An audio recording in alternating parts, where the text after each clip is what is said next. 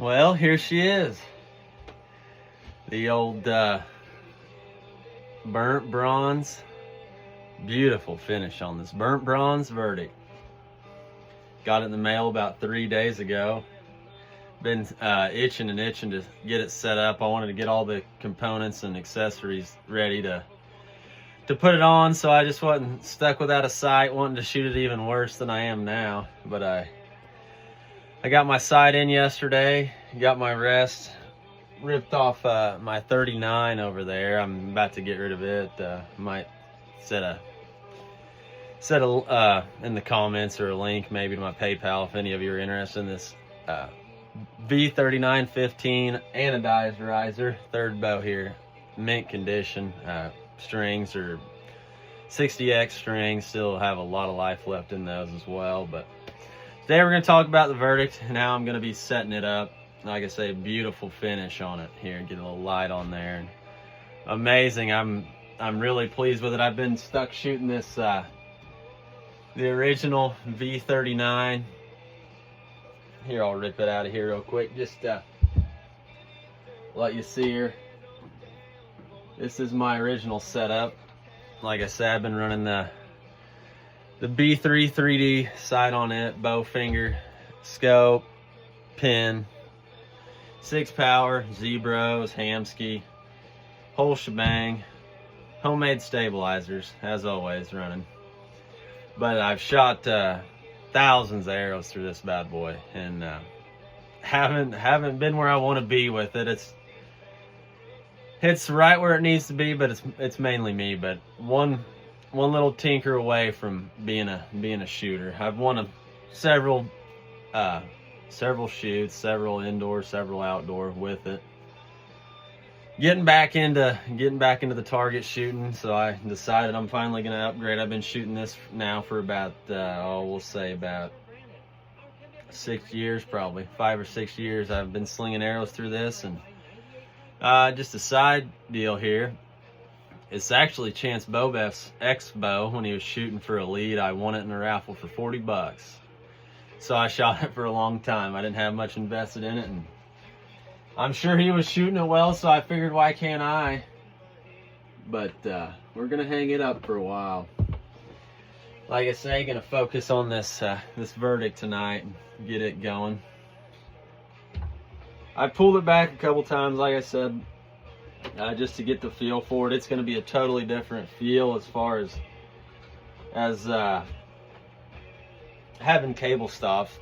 Part of the reason I wanted to get a hold of one of these was because I had the option to run cable or limb. So I'm going to start cable. I think I need a little more to pull into on the back wall there, but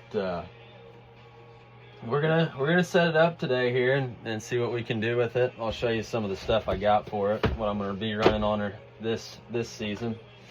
Just picked up the B3 exact target sight. Let's see if we can get her focused in there. Picked this up off a Facebook page. Couldn't beat the price there. 100 bucks to my door. 2 days later I got her in, so I'm excited to get this thing set up.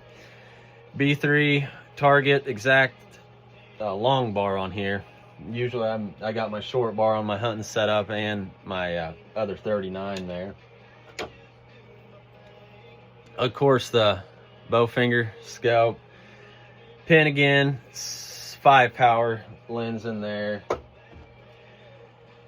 Hamskea, I don't know, it wasn't micro adjust, but I took them out. They was getting all boogered up, so I took them out. Just old school, regular Hamskea composite. I had the whale tail on here, and I wanted something to have a little more give. See if that angle, I set it earlier to see if that will end up working out for me. Old Hamskea, can't go wrong there. Sur-loc, gonna give this a try. I got a pretty good deal on this guy. Multicolor sight light. Gonna set it up and see what I can do here. We're gonna go ahead and throw this rest on here and get it through the burger button here and flip this guy around. I tossed it in here and flip her around. Got the old Apple archery, nothing special. Apple archery vise here. Get it tossed in here and start leveling this.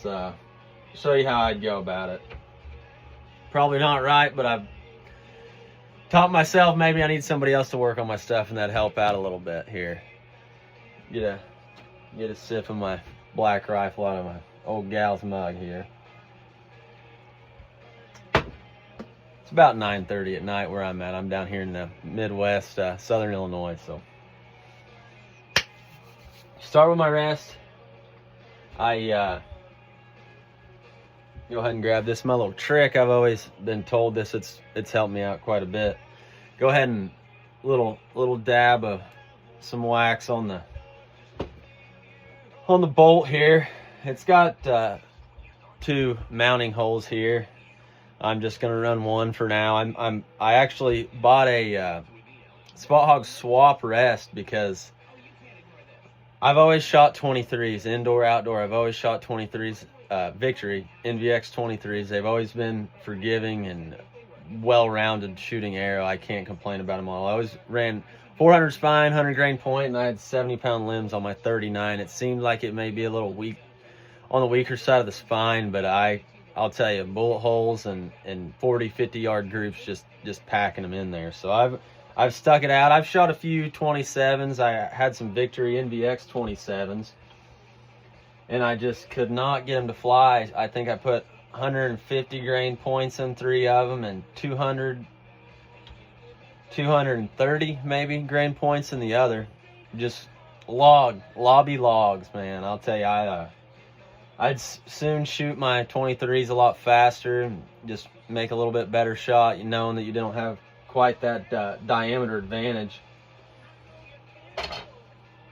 Go ahead and just get the bow itself leveled up here. And yeah, I've always had issues. My first arrows, I think I still have them down here with it. X cutters, yeah, the old gold tip X cutter 25s there. Now I haven't messed with the NVX or the VTAC 25s. I'd really like to get a hold of some, but I think they only come in 1 spine, so I'm kind of hung up on that myself. On leveled up here, I don't know if you can see, maybe not, but level enough for setting her up now, because I think I'm going to rip this rest off anyways and end up putting that swap on there. It's just a blade rest. Give it a try. I've never even ran a blade. I've always ran a Hamskea. Just more forgiving again. I ain't got to worry about it falling off the dang blade and dealing with my fingers and everything else. So got my rest. Try to shoulder it up here so if it does want to rotate, hopefully shoulder it all the way up against the back of the riser here and get it solid. Get me an Allen wrench here. I should have it all laid out, but I don't, of course. But I think this is it here. Yep.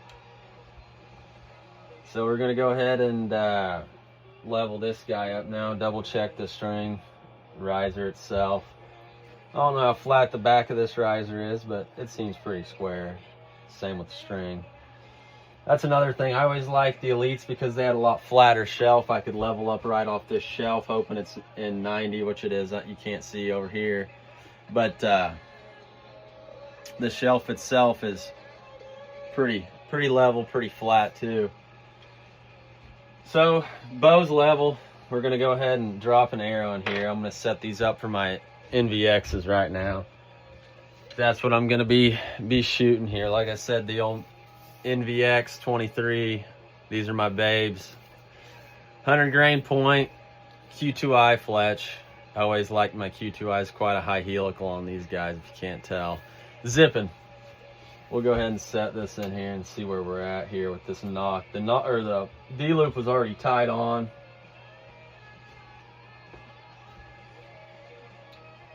I'm looking at it, looks like we're gonna be running pretty true to the burger button here. Really nice there. We're gonna drop that rest. We're gonna go ahead and level the rest itself here again. Try to just set it on there. It doesn't have to be flat on here. That's another thing. I mean, as long as you're square to it, we're just gonna level her up. Double check. I always like this. This vise isn't the best vise, so we're still square on the string. square on the riser, go ahead and get down here and square up on the rest itself. Looks like we need to knack it just a little touch there. We're going to go ahead and leave that level on there as we torque it, because there we go, we got some movement. So keep her set on there, and go ahead and we'll just double check here. There's a good reference line right here between the barcode and the bottom of my rest, which I'm liking. So I can see right there, the level itself isn't saying it's a little high, but I can tell right now it's level enough for what I'm going to be doing here. I'm going to be happy with it, so we're going to go ahead and give it a little torque. Make sure, try to hold the back so we're not going to get any extra movement here. Go ahead and give her a good little wrench on there. I'm liking it. I'm liking it right there. So I said that I have the set screw in here, the set screw just to keep anti-rotation set screw, and the old boy had already had a set screw in there where there's a little damage on the riser itself. So I think I'm going to bust this boy back loose and put that set screw exactly where he had it, so I ain't marking up the riser even more. That's just a preference. I could go ahead and mark it. There's another thing too that I haven't done it. I just got to thinking about the other day, but these risers, or these set screws, always have a little dimple in the end of them. I'd like to get a belt sander or just a file and file that flat, and it won't leave that little circle in your riser. Hopes to not. Maybe it'd make even a bigger spot, but I think it would help. Like I say, there's just kind of always that notorious little circle where that set screw is tightened up there on the riser. Go ahead and bust this back loose and throw this set screw in here, so I ain't marring up the riser even more if I go to sell this. Hopefully not. Hopefully I'll shoot well enough, and that I stick with this verdict for a while. I ain't gonna take it loose. I'll just let her hang there. The other thing too is nice about these is they're stainless as well. Go ahead and put this where I want it to be, and set her back up here. Let that arrow ride out. I'm gonna take that arrow off there, but like I say, shove her forward so it ain't gonna. Go ahead and finger tight her and take this arrow off here. A little bit of a cluster going on here, but we're gonna get her lined out. Like I say, I ain't no pro. I've set up all my own bows and stuff myself, and had some pretty good scores, so I can't complain. Looks like I can still get to that set screw with this bolt here in the way. Let's go ahead and skeet this around here and maybe get a little better view. So see my set screw, I dropped it down here below, and I got a washer on this bolt.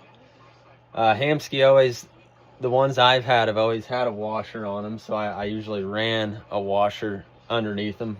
Probably not the best idea as far as potential for rotation, but hopefully I tighten it up enough I don't have to worry about it in the future anyways. But go ahead and set this back here. Got my bog pod set up for my tripod, but we'll take this arrow off here and level this rest back up again and get her snug, and then tighten that set screw up. So I say there's a pretty good reference line here. I'll level this, double check again, always double checking. Still solid on the level there, so we're gonna go up here. Still high, a little high up front. Not bad, not bad. We're gonna rock with this. Like I say, I like try to hold my rest as I'm tightening this up. No, and kind of watch for movement. Just kind of keep a little pressure on the back as I'm tightening.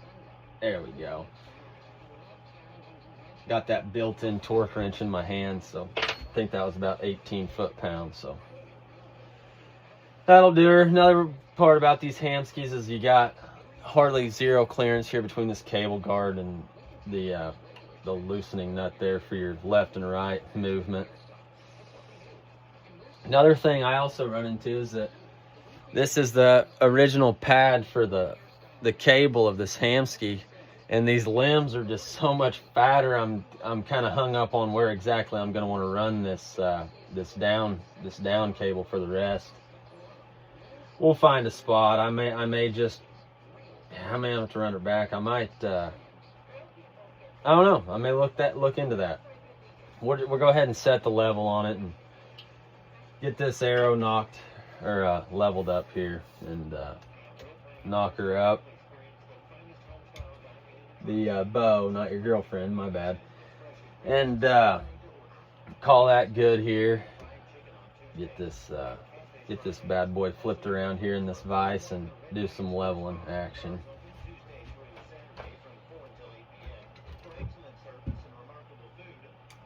Yeah, I've always been pretty fond of my elites. I had a local guy here years ago. It's kind of funny. He was set up in a yard barn, and that's where I'm at right now. This is my little 12 by 18 yard barn here, and it does the trick. I got her jam-packed full of too much archery stuff that I do and don't need. Needed at the time, I guess. But he was always shooting elites, and I'll tell you what really got me fired off was, I know that the most important thing about archery is that you look good doing it. It doesn't matter what bow brand you have, as long as it's just fancy and you look fantastic doing it. You can always hit an X or two, that helps, but as long as you're looking good. That's what I heard, at least, so we're trying to look good and do it. But he had a snow camo E35, Energy 35, and I was really fond of that. I'd yet to ever even see a really good camo pattern on a bow, and then there's an elite hanging there at 35, and it was beautiful, that snow camo. So that's what enticed me into that snow camo 32 there in the corner and got me all started out on this. Of course, I did have some cheapy bows when I was younger, but real hard hitting bow. The first one I really got and enjoyed shooting was we'll tighten that D loop up a little bit. I'll probably go ahead and bust that off there and retie me a loop. And that D loop is a little loose. Now, this is just my opinion. This may be differ from other people, but I'm not a big guy on soft knocking. I think that you can have knock pinch, but if you tighten your D loop enough, you shouldn't have to worry when you got D loop pliers. But when you have a soft knock, you always have the potential for wear on those first couple pieces of serving, where you could knock it high, really like a 1/16 of an inch, not quite, maybe a 32nd high if you're clipping over that serving, because that serving's only 1/16 thou thick. So you imagine this wrapped a couple times around there, and you start knocking your arrow onto the actual serving itself. I've always ran just a straight D loop. Now, I always like to run a little bit longer D loop. I run a HT hinge the majority of the time.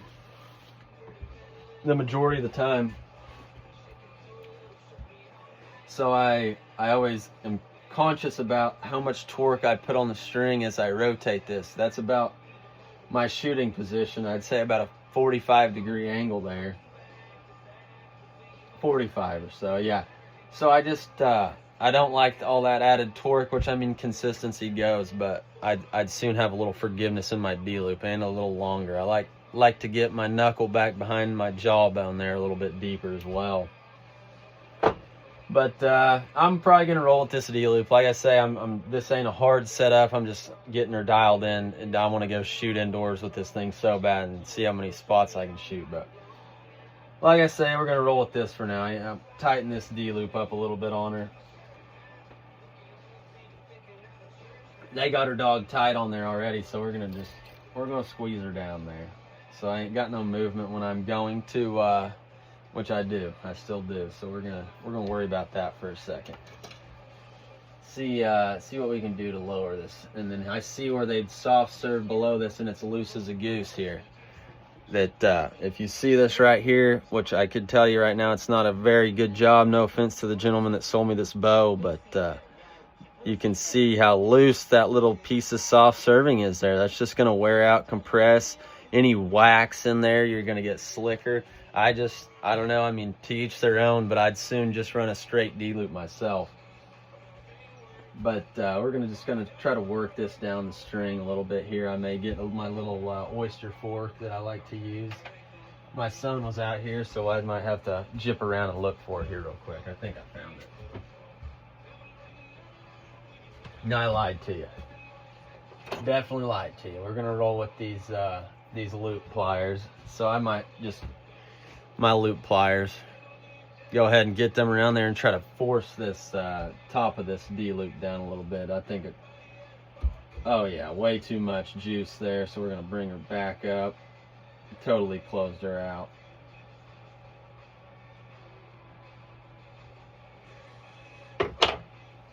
Done did it. Open her back up. Okay, now she's sliding. I'm gonna shoot a little wax on here just so it wants to move a little easier for me. And go ahead and smash it down on there. Like I say smash it like I'm hulking it, but we're gonna go ahead and just seat it on there. There we go. So I just seated that top of that D-loop on there pretty good. And now you see I have no knock movement. Knock fit, knock movement is the biggest thing. I just restrung a bow for a gentleman, and the knock fit was terrible with his standard. He just had some bought in Bloodsport arrows, and I don't know, bad to the bone strings, shout out. They were very well built, but the serving, I don't know what size serving he was running on there, but they were extremely tight. That old plick, that just doink on there that I just wasn't happy with. I want a smooth transition straight onto that string, a little bit of a click, a little positive click there. But they were just ultra tight, so I switched his knocks out to get a little better, hopefully maybe a little better flight out of him. I don't know. He hadn't let me know if he's going to shoot it or not yet. But so I got her pinch seated down on there and looking where I'm running. I'm a little knock high, I can already tell. And so we're going to drop this rest down a little bit. I'll tilt this bow over. The worst part is this vise, I only got it, well, I got the other add-on here to throw it in 2 axes, but everything gets in the way. I may flip it over here. We'll see. I may add that on here in a second, just so I can get to these Allen bolts a little better here on the cap screws, whatever you may say. A little dust going on. Don't mind my setups. They're a little dusty, a little rusty, but they still shoot. It ain't them, trust me.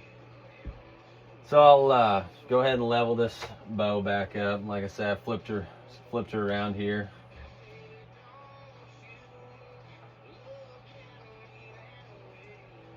Leveled up on the string.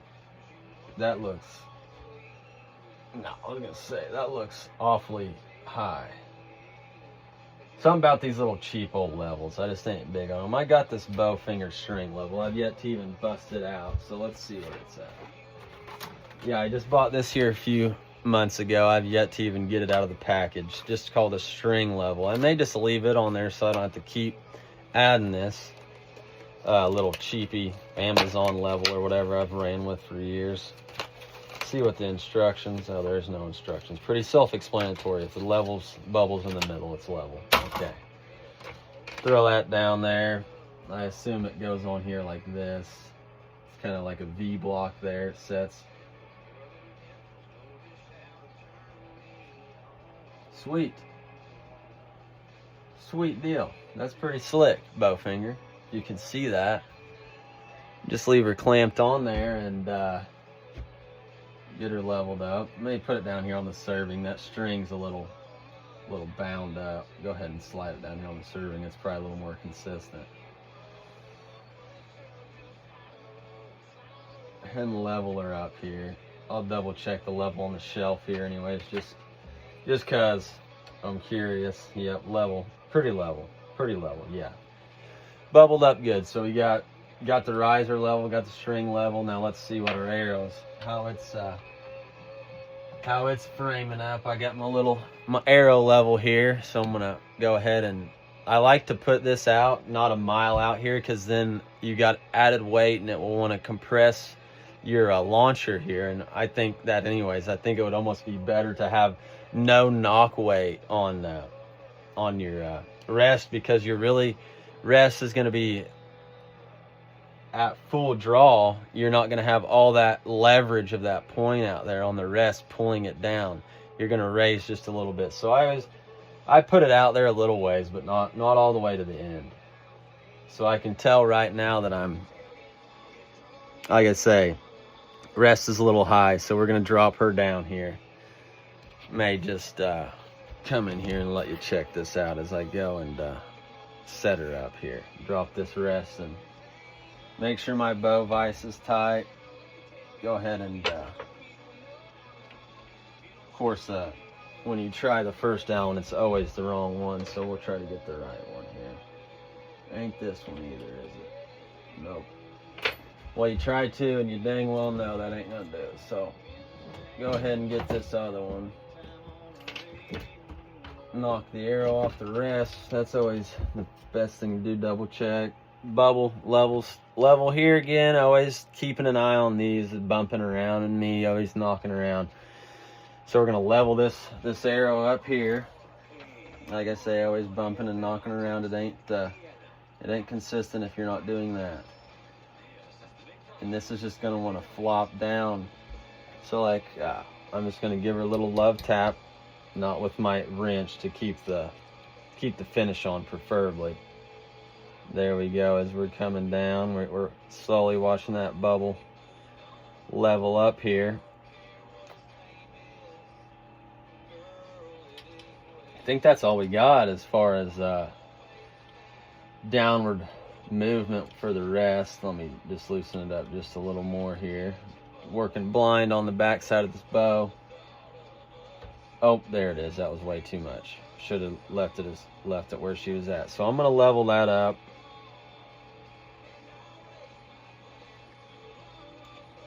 I say be a little particular about this. I always say it's better to be a little knock high than it is to be knock low. So oh man, there we go. That's where I'm gonna see her at. So there we go. Like I say, arrow level with my rest. And then my reference, I'm always going off these burger buttons. I like to run dead center.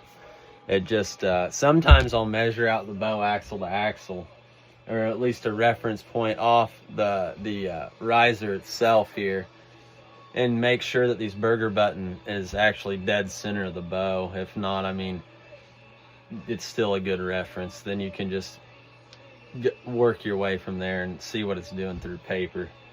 So there, I basically got my rest set height-wise. I always like to do my height first, just to get that out of the way, and then I'll always just give the old eyeball down the string here, lining up basically my rear stabilizer mounts with the rest. Get my center shot here. I'll tell you right now, that actually looks dead nuts. I don't know what this bow spec is on center shot. I haven't even, no, very little specs on these bows right now. I've been, like I said, been out of the game for going on about 2 years now, but I'm trying to get dialed back in. So I'll tell you, that's eyeballing from what I can tell right now. I'm just gonna leave it set center shot, left to right. Gonna leave it where she's at and worry about tying on this down cable for the rest now. You know, I like to run a little moleskin here or something to just keep this blade from wearing, which this is that composite Hamskea blade, so I'm not too concerned about that itself. So we'll roll with that. That little Bowfinger level there, I think was only 10 or 15 bucks. That's pretty slick, Bowfinger. I'm really happy with that. And like I say, rest set left to right. I need to figure out the cable, but I'm going to get a few references offline and see what everybody's doing with theirs on their verdict. With these wider limbs, I'm not sure where to tie her off. I haven't even pulled it back and watched how much movement they are, how beyond parallel they actually go. So we'll leave that hang out for a bit. We're going to flip her back around here and throw on the gym here. Throw on the sight, get it squared away. I say squared away with the sight, and there's something in particular about these Bowfingers. I don't know if they have some reasoning behind this. Go ahead and get this this steal of a price tag. I still can't believe I bought this for $100. They're solid. I have two things to say. Let's hear your comments on this. Why are they socket heads and not flat heads that mount this sight? So like like your socket head. Well, this is a button head, but button head hardware.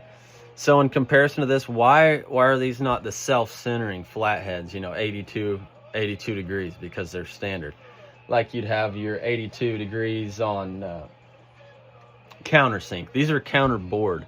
So when you mount this guy, like I say, when you get to mounting this guy, squaring it away, this socket head is actually going to give some movement here, up and down, you know, because they're not going to self-center and squeeze themselves into centering up on this.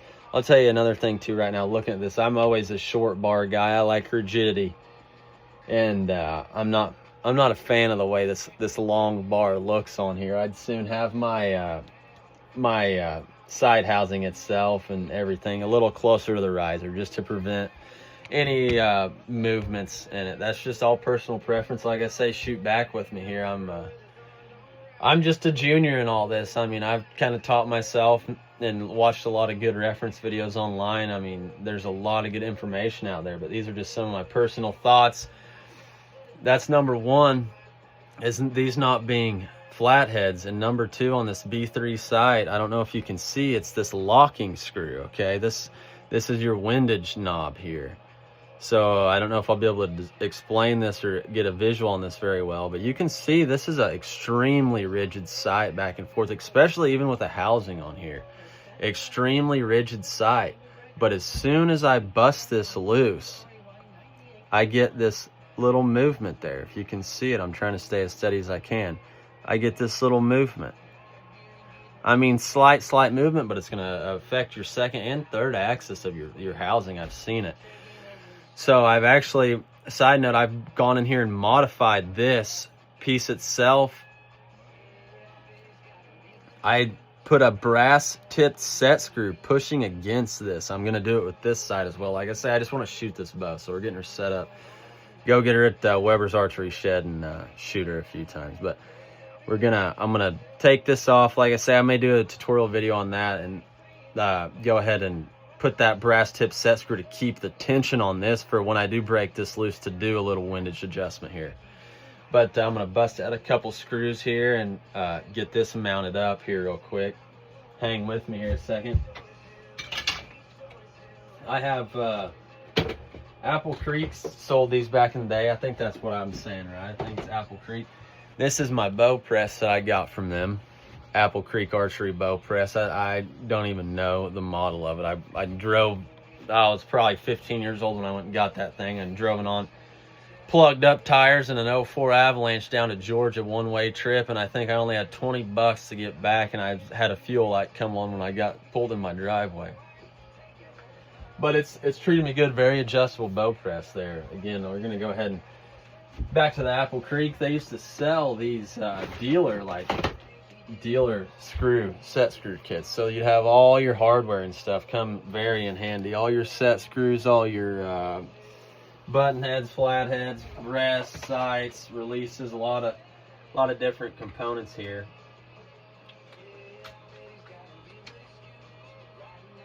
Go ahead and get me a couple of these out of here that are the right size. I think they're 832. Let me double check. No, maybe they're 1024s. I think they are 1024s, so let's find a couple here. I like to not be too long. I'd rather them not stick out the back side of the riser, but I definitely want to have them buried up in there and get some good holding strength there. So get us a couple here. Try to get ones that are the same length. I've used a lot of my hardware up, so like I say, dead air there for a second, but back to, I'll rip this the mounting block off here. That theirs are pretty unique with this radial knob here and the radius, partial moon radius. I really do like it. They seem pretty consistent. But in comparison to them being a flathead in here, which they're not. These are not flat-headed. they are counterbored again for a socket head screw, and I'll show you right now when I get into it. Well, and then here's another thing. There's a big old burr inside this one, and my bolt won't even go through it. But I'm gonna probably mount them on the front anyways. So we'd get a countersink down in there and get that burr out of there. Okay, I got it out with the threads of the bolt. But like I say, you'll see that there's a gap in there, and you can get that movement. You know, this block can be like this, which you can always adjust that in your second and third axis. But you're still drifting in excess down when you're sliding your sight. So again, go ahead and dab a little wax on these guys. It just keeps that steel from seizing up in the aluminum. Some sort of reaction happens. I've had it happen before where I've had to drill out the dang sight bolts where they've gotten wet or whatnot. Go ahead and get this one out of here. And I'm not real particular about, you know, where this sits. I say that I am. I want all this to be captured. I don't want to mount here. I don't want to have this hanging over. I want this whole piece on my riser for rigidity. And these, which I've also noticed, a lot of these bows now are coming with two tapped holes for the rest, which gives you ability to almost have like an overdraw rest. But like I say, I like to have my stuff smashed up against here. Same with the length of the bar. I like it I like it rigid. I may go with these back holes. It just depends. I can get a little more travel out of my slider sight there, but we're just gonna roll with these front ones for now. I think that they'll be good there. I still have good clearance and everything down here. Go ahead and get those started. I'm gonna go ahead and take this off here. Oh shoot. Go ahead and ding up my locking knob there. Go ahead and get this on here. Reach down here and grab this real quick. But like I say, they have this almost over. Everybody does kind of have a little radial. I know Spot Hog's coming from the top. These are straight over. I kind of liked that because and these are square. They're not a dovetail, not a bridge lock style sight. These are actually squared out. And it's simple. When you keep it square, you're just smashing it against the riser. When you tighten this knob up, it's just directly forcing it onto the riser. Good spec on that. I really am happy with that.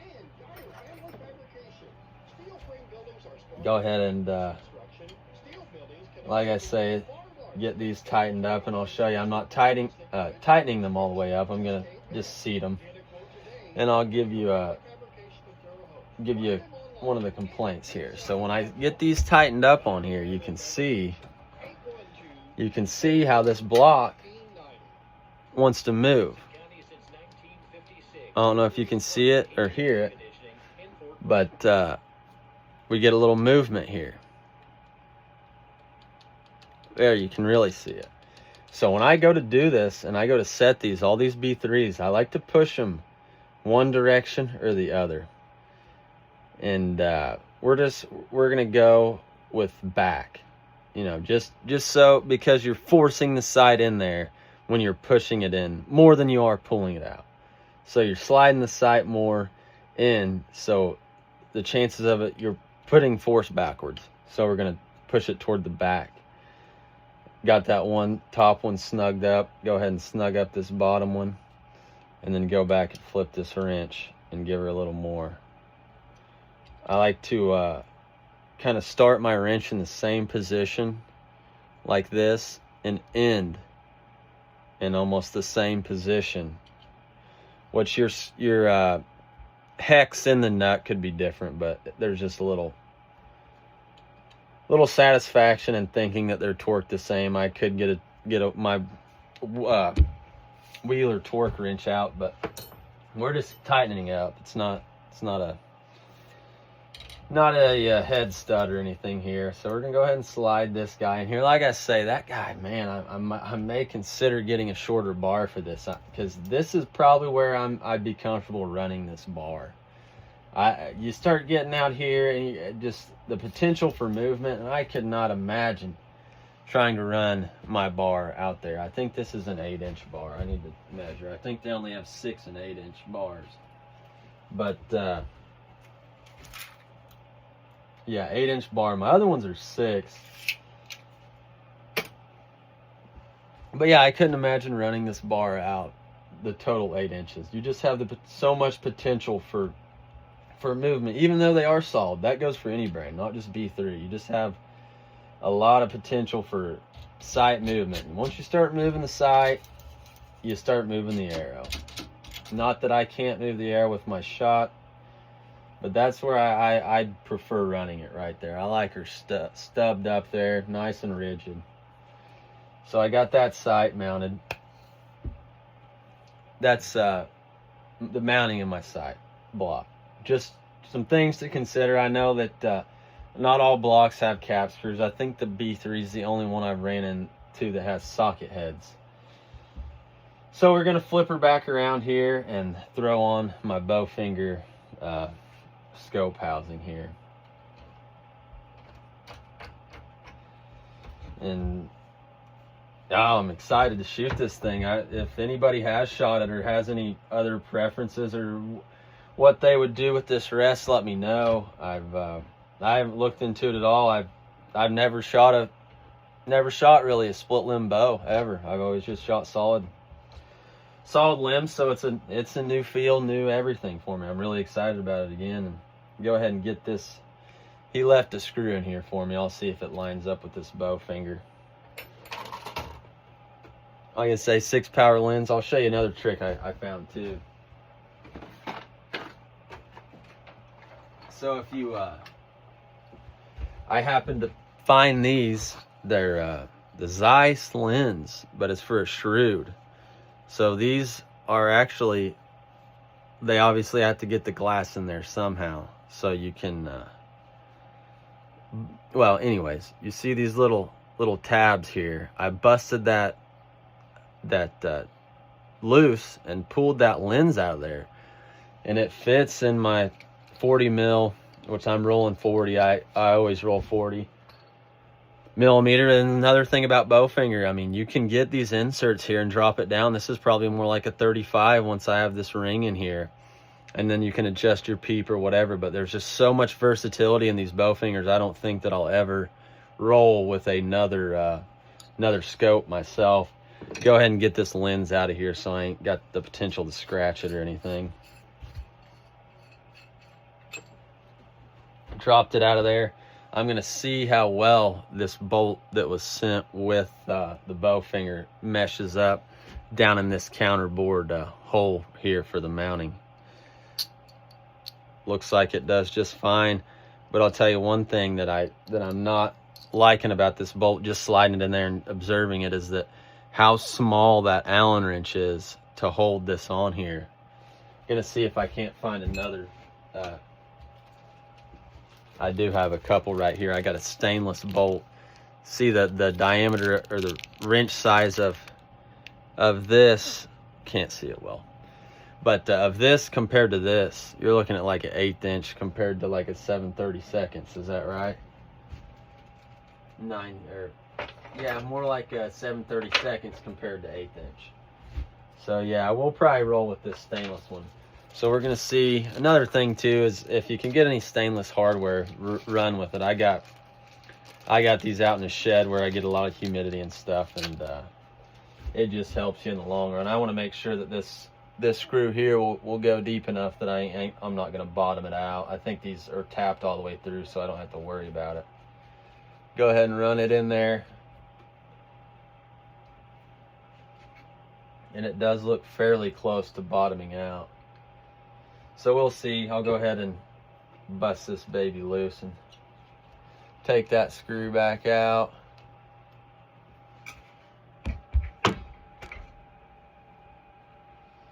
Turn my lame country tunes back on the old radio here.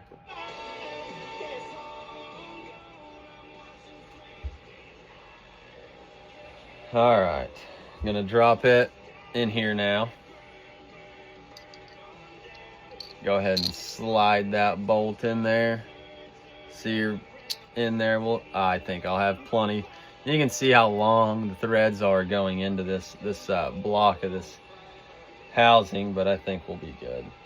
Make sure I got the right size Allen wrench. Go ahead and start her up in there. Yeah, I only got about 72 threads holding her on. I'd hope that this thing never wants to kick out. Nate Smith, who teamed up with Jelly Roll for fire relief at the Rose Bowl last week. Now, liar, Jelly Roll's on the big time. Drop the wrench once, then you can tighten it up fully.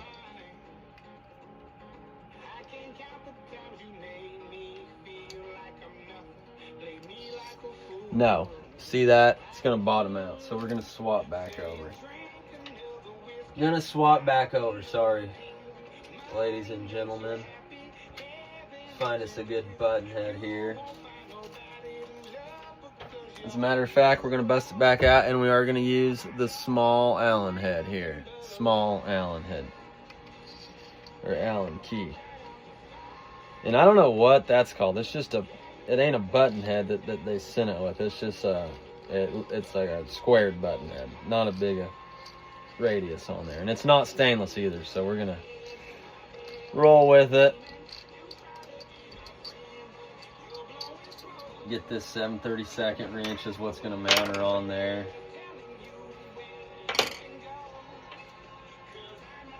.332. My apologies. So there's a little trick. I always just tap her in there with my finger, or drop her in there with my finger. Then they have this nice little hole in the side. Go ahead and get it crossed in through there. There's enough threads. I'll go ahead, I have it in here before I told you, but a little dab of wax will do ya. Try to rub it in those threads a little bit. Now, seat her on here.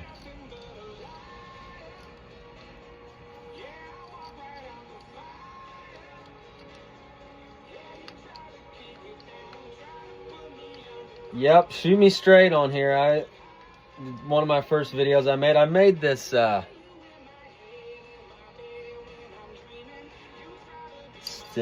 still really loose, like I can't we're gonna go squeeze her down good here. No, I need a washer on there. Let me get a small washer here. Small washer. No big deal. Got a few small washers in my little washer bag here.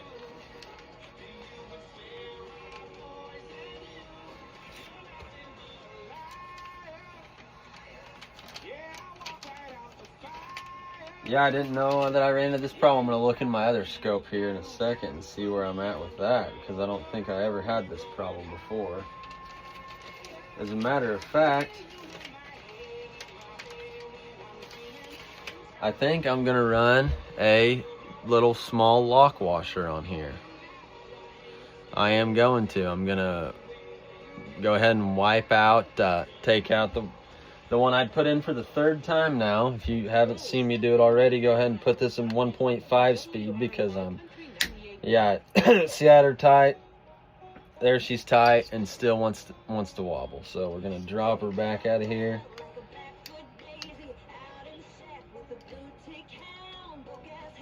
Yeah, a little lock washer ain't gonna hurt nothing. I'm kind of glad I noticed that.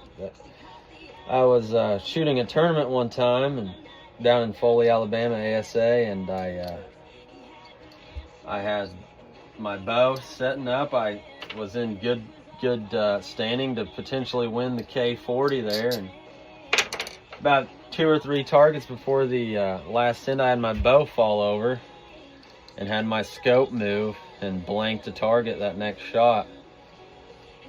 And I'm not too worried about this getting in my peripheral vision here, as I have this scope anchored up. Solid. Give her a little torque. Now you can see, let this bow, no movement. Good lock washer on there too, so I'm really satisfied with that. got that housing on. Go ahead and throw my lens back in here just so it ain't sitting out. Go ahead and give her a little dust on the shirt. Give her a couple extra scratches. Lean her back here a little bit so I ain't fighting it. Get that big thumbprint on there. Good aiming reference. Get my shade. I always like these Bowfingers. They got them a lot of adjustability. Got the Scotch tape holding down my my fiber right here. That's always a good addition to the redneck and bow setup. Looks pretty. But there's my scope. Bar setup. It's getting a couple steps closer here. We're gonna come down and probably throw on my stabilizers. At least one of them. Finally broke down and bought me a Shrewd Atlas. Is that what these are? Yeah, Atlas V-bar, back bar mount here. Pretty satisfied with the rigidity of these. I'll tell you, not Bowfinger, not Shrewd either. Ultra View. They're running a sale on their back bar mounts right now.